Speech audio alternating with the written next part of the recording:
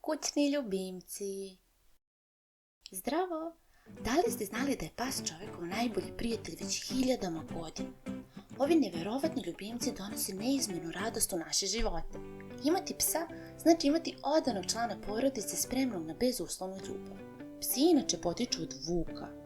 Predstavljaju prvu pripitomljenu životinju. Naša odgovornost prema njima je velika. Moramo im obezbediti pravilnu ishranu, redovne veterinarske preglede, dovoljno vežbe i najvažnije ljubav i strpljenje. Psi su poznati po svojoj velikoj inteligenciji, odanosti i sposobnosti učenja. Zapamtite i ovo, pas uvek reflektuje energiju i karakter svog vlasnika. A kako se kuce oglašavaju?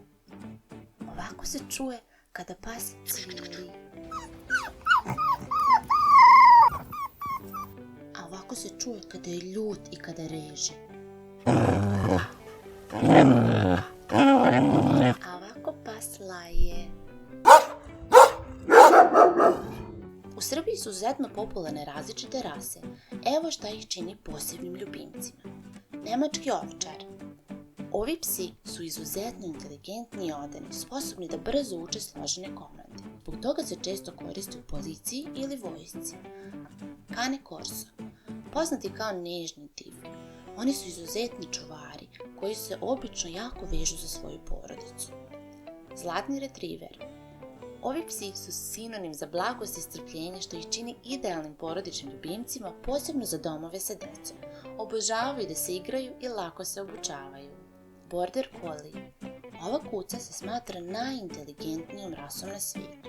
Često razumeju do 100 reči i sposobni su da prepoznaju ljudske emocije. Mops. Ovaj smiješni pas potiče iz drevne Kine. Njihove bore na licu su Kinezi nekada cenili kao simbole sreće. On je savršen pas za stan i poznat je kao mali klovn zbog svoje vesele i razigrane prirode. Francuski buldog.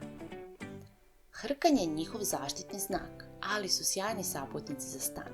Sa svojim karakterističnim šišmiš ušima, Francuzi su veoma prilagodljivi i ne zahtevaju previše vežbe. Maltezer.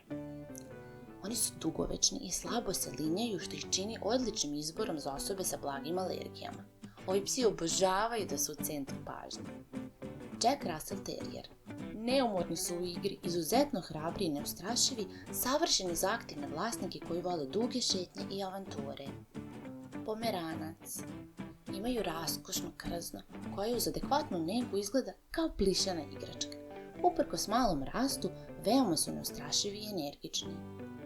Kako prići psu? Psi komuniciraju kroz govor tela.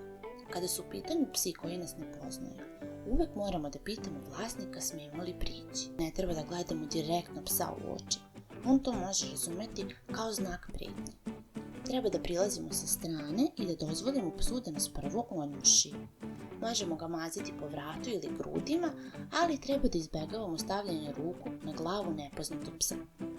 Nikada ne uznemiravajte psa dok jede, spava ili čuva njegovu igračku.